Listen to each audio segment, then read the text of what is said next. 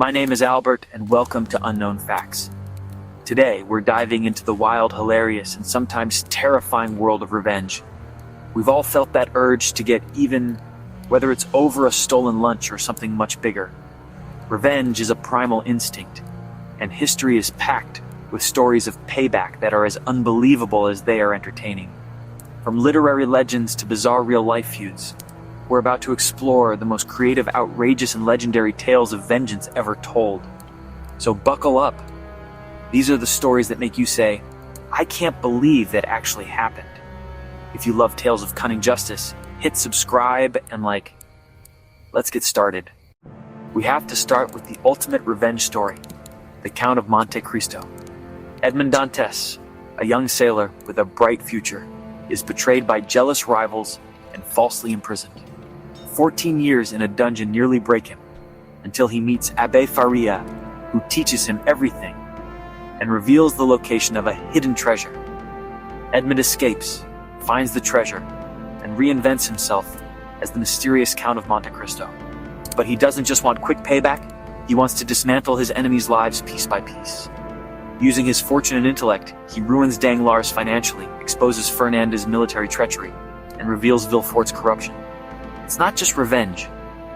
It's a masterclass in patience and planning. Edmond becomes an unstoppable force, delivering poetic justice to those who destroyed him. The story's power lies in its cold calculation and the transformation of suffering into strength. The Count of Monte Cristo remains the gold standard for revenge. Fictional, yes, but emotionally real and endlessly inspiring. It's the blueprint for every payback plot that followed. The patience, the planning, the total destruction.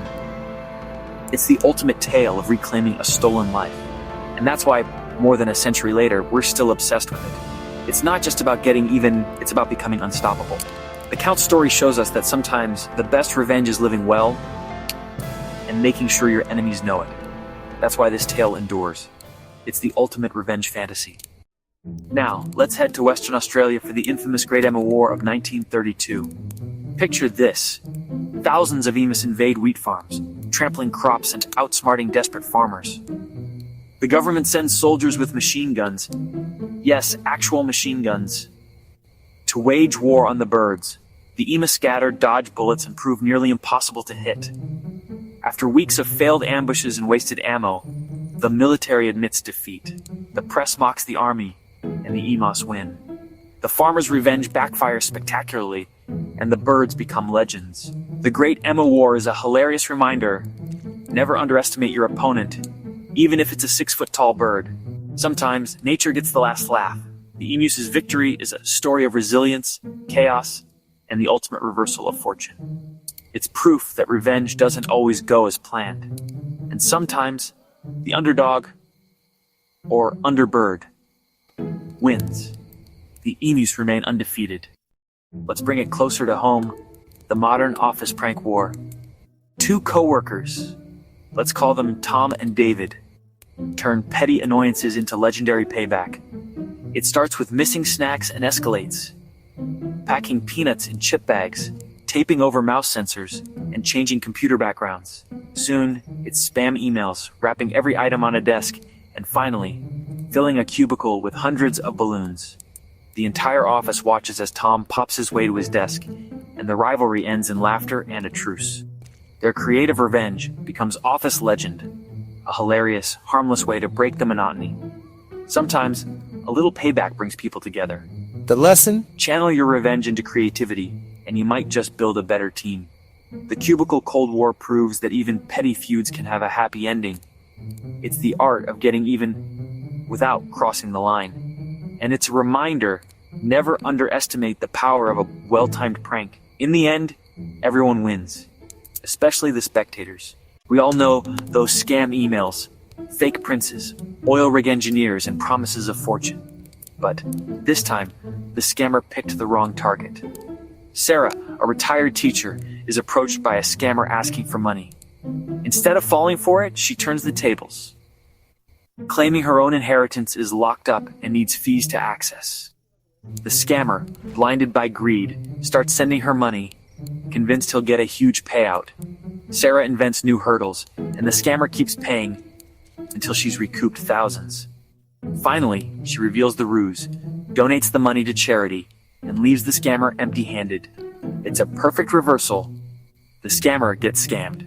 Sarah's revenge is clever, satisfying, and a warning to would-be con artists. Sometimes, the best payback is beating someone at their own game. And in this case, justice is sweet and a little bit hilarious. The tables have turned, and the scammer never saw it coming. Bad customer service can be infuriating, but one pizza delivery driver took petty revenge to a new level. After a rude customer repeatedly scammed the restaurant for free food, Mike, the driver, decided to fight back with glitter. Each week, he secretly added more glitter to the customers' pizza boxes, doubling the amount every time. Soon, glitter was everywhere on the man's hands, counters, clothes, and even in his hair. The customer was driven mad, unable to trace the source of the sparkly plague.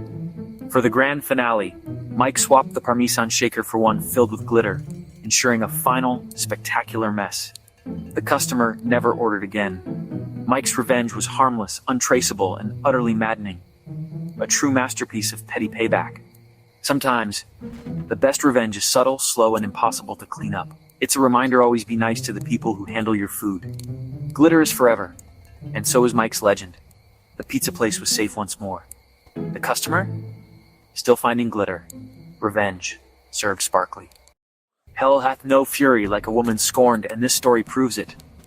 Chloe discovers her boyfriend Ben is cheating, and instead of a quiet breakup, she goes for public humiliation. Ben's prized white Range Rover becomes her canvas. Armed with red spray paint, she covers the car with messages IHOPESHEWASWORTHITITs. OVER and Sheeter. The car becomes a viral sensation, photos spreading across social media. Ben returns to find his pride and joy transformed into a rolling billboard of shame. The cost to repaint is huge, but the blow to his ego is even bigger. Chloe's revenge is swift, brutal, and impossible to ignore. Sometimes, the best payback is making sure everyone knows. The internet cheers and Ben learns a lesson he'll never forget. Revenge, in this case, is loud, public, and permanent. Chloe moves on. Ben's car and reputation never recover.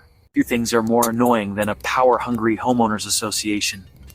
One homeowner, fined for parking his work truck and other petty violations, decides to fight back. After poring over the HOA rulebook, he finds a loophole, nothing about roof color.